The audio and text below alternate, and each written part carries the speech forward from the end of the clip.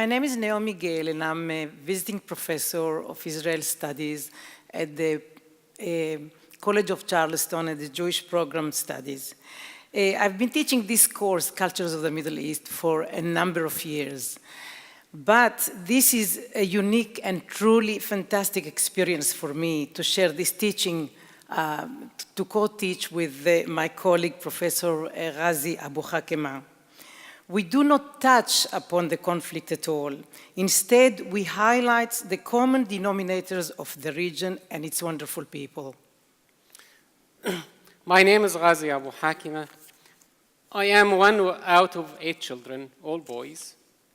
I was born and raised in a refugee camp in Palestine, known to many as the Palestinian territories or West Bank, that has been inhabited by families originating from 37 villages in central historical Palestine. The camp was founded in 1949 after the displacement of hundreds of thousands of Palestinians in 1948. The camp developed from rows of tents to concrete block houses to a type of urban ghettos. I was educated at the camp preparatory school.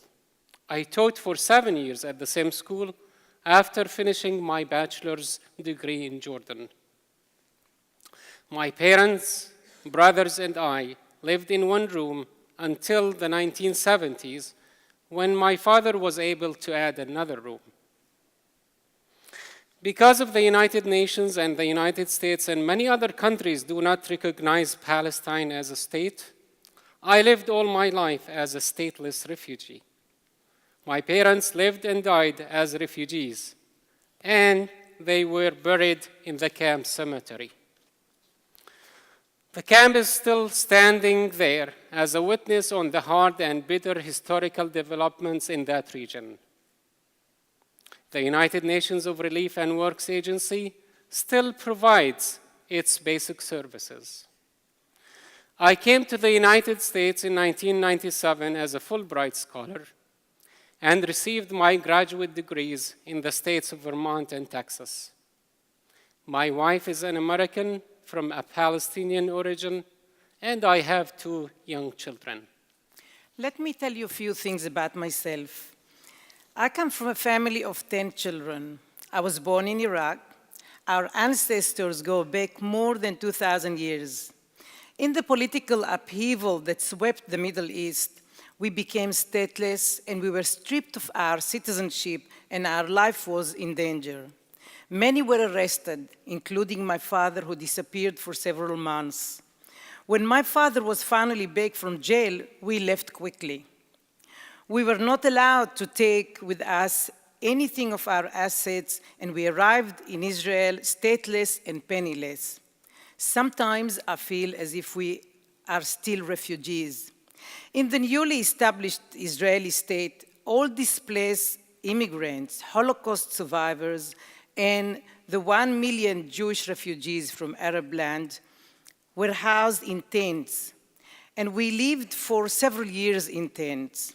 The conditions were appalling, unemployment was high, and we lived on food stamps.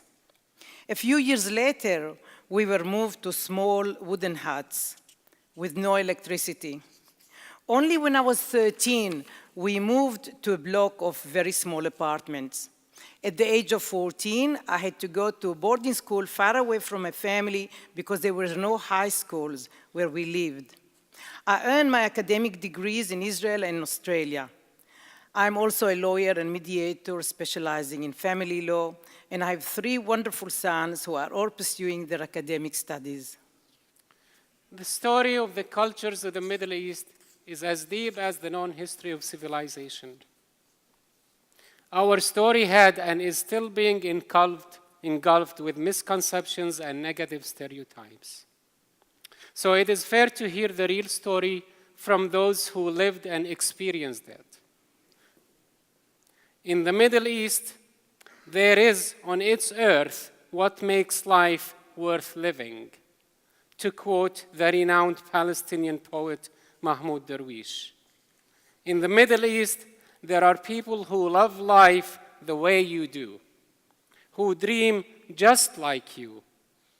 Therein in the Middle East, people who laugh, reason, think, and dream. There are those who are full of love and life. Those resemble the majority voice that you do not hear.